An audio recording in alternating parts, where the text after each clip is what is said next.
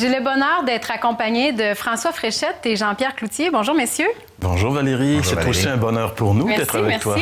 Écoutez, semaine après semaine, il y a des gens qui nous écoutent à la maison et j'aimerais savoir si vous avez des conseils pour eux, pour ceux qui désirent approfondir leur foi, pour ceux qui désirent tout simplement poursuivre leur cheminement spirituel. Est-ce que vous avez des conseils à leur donner?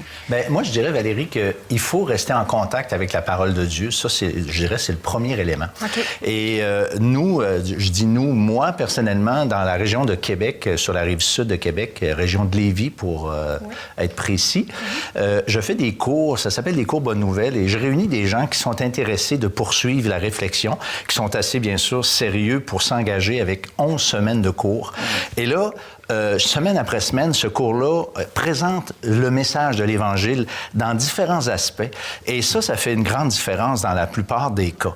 Oui. Et puis, bien sûr, pour ceux qui ne sont pas dans la région de Lévis, bien là, quand on écrit à l'heure de la Bonne Nouvelle, on envoie toujours un cours biblique par correspondance. Donc, les gens peuvent faire le cours, envoyer la correction, ils reçoivent une deuxième leçon. Et j'ai rencontré des personnes qui en étaient arrivées à expérimenter la nouvelle naissance après avoir suivi ou pendant qu'ils suivaient ces cours-là. Puis pas juste un peu, là, vraiment des personnes qui sont aujourd'hui convaincues que leurs péchés sont pardonnés.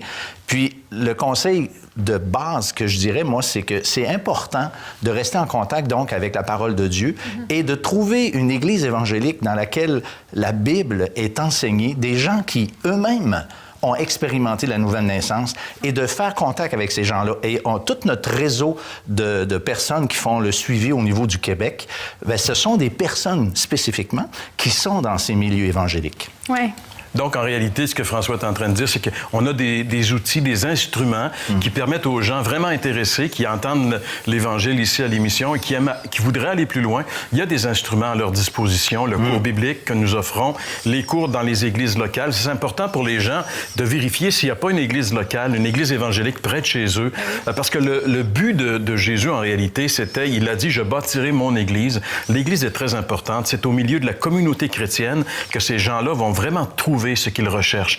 Ils vont trouver des gens qui croient comme eux, qui pensent comme eux et qui vont les aider à grandir dans cette vie nouvelle. Oui. Donc, l'importance de l'Église locale est primordiale pour la suite des choses. Donc, la première étape serait un peu d'entrer en communication avec nous, vu qu'on a déjà une bonne équipe avec nous. Donc, merci beaucoup. Très intéressant, des précieux conseils. J'espère que ça a été bénéfique pour vous à la maison.